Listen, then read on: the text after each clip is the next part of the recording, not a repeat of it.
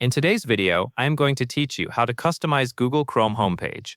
To get started, open Google Chrome on your computer. Once Chrome is open, create a new tab so you can access the default start page where the customization tools are available. In the bottom right corner of the new tab page, look for the Customize Chrome button. It usually appears as a small pencil icon. Click that button to open the customization panel. First, focus on the background section. Here you can choose Change Theme if you want to browse through Google's built-in art galleries. These themes offer a variety of styles, colors, and images, so you can pick something that matches the overall look you want. If you prefer something more personal, click Upload from Device instead. When choosing your own image, it helps to use a clear, high-quality photo so the page looks clean and professional. Wider images often fit best because they display more naturally across the browser window.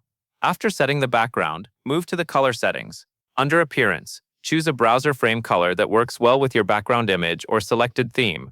If your background is bright or colorful, you may want a more balanced frame color. If your background is simple, a stronger color can help add contrast and personality.